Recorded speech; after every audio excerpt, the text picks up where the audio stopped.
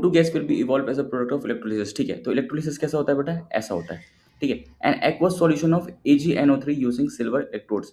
तो मेरे पास AgNO3 का एक्वस सॉल्यूशन है, Ag प्लस NO3 वाटर। पानी में डालोगे AgNO3 को तो Ag प्लस बनेगा, NO3 बनेगा, H2O बनेगा। ठीक है बेटा, ये इलेक्ट्रोलिसिस है यूजिंग सिल्वर इलेक्ट्रोड्स। इलेक्ट्रोड्स कौन सा यूज किया, सिल्वर। ये भी इलेक्ट्रोड सिल्वर है, ये भी इलेक्ट्रोड सिल्वर है, और ये सब बना सेटअप। ठीक है, स्विच क्लोज करोगे, स्विच क्लोज करोगे तो यहाँ पे प्लस चार्ज आएगा, प्लस चार्ज आएगा तो एनायन माइग्रेट करेगा, NO3 माइग्रेट करेगा, H2 माइग्रेट करेगा।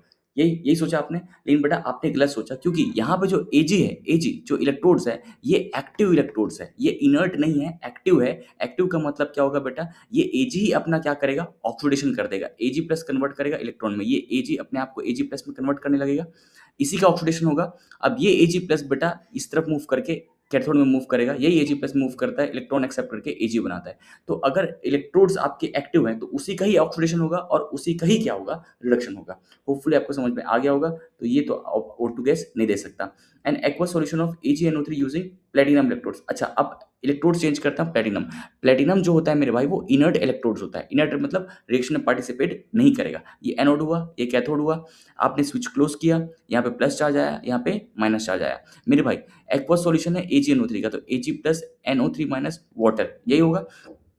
पानी में अगर AgNO3 को डालोगे तो Ag प्लस NO3 माइनस, और वाटर तो वाटर ही है। तो यहाँ पे माइग्रेट कौन कर सकता है, इस पॉजिटिव चार्ज में माइग्रेट कर सकता है नाइट्रेट या तो फिर वाटर। मेरे भाई ऑक्सीडेशन पोटेंशियल किसका ज्यादा है, वाटर का। तो अगर ऑक्सीडेशन पोटेंशियल वाटर का ज्यादा है तो वाटर का ही ऑक्सीडेशन होगा। ऑक्सीडेशन होगा वाटर के ऑक्सीडेशन से, ये -2 बेटा ये 0, वाटर के ऑक्सीडेशन से क्या बनता है, O2 गैस। तो O2 गैस रिलीज हुई तो इस रिएक्शन पे अपना O2 मिल जाएगा। ठीक है, अ dilute solution of H2SO4 using platinum electrodes. अब भाई बेटा H2SO4 को पानी में डालना है। अगर H2SO4 को तुम पानी में डालोगे तो क्या होगा मेरे भाई, सल्फेट बनेगा, H+ बनेगा, H+ SO4 2 माइनस, और क्या है, वाटर है। तो यहाँ पे वाटर भी माइग्रेट कर सकता है, यहाँ पे सल्फेट भी माइग्रेट कर सकता है। माइग्रेट कौन करेगा, जिसका ऑक्सीडेशन पोटेंशियल ज्यादा होगा। तो ऑक्सीडेशन पोटेंशियल वाटर का ज्यादा होता है सल्फेट से, इसलिए वाटर माइग्रेट करेगा, वाटर का ही क्या होगा, ऑक्सीडेशन होगा, और यहाँ से भी आपको क्या मिलेगा, O2 गैस। तो ये आंसर भी क्या देगा आपको, O2 गैस। अब यहाँ पे बात करते हैं high concentration solution of H2SO4 using platinum electrodes. Water का मात्रा बहुत ज्यादा कम होगा और सल्फेट का मात्रा क्या होगा, बहुत ज्यादा होगा, बहुत ज्यादा होगा, कंसंट्रेटेड है,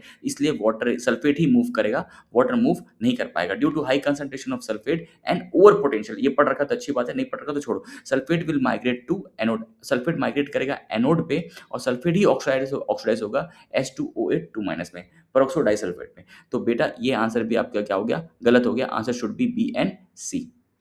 ठीक है, ये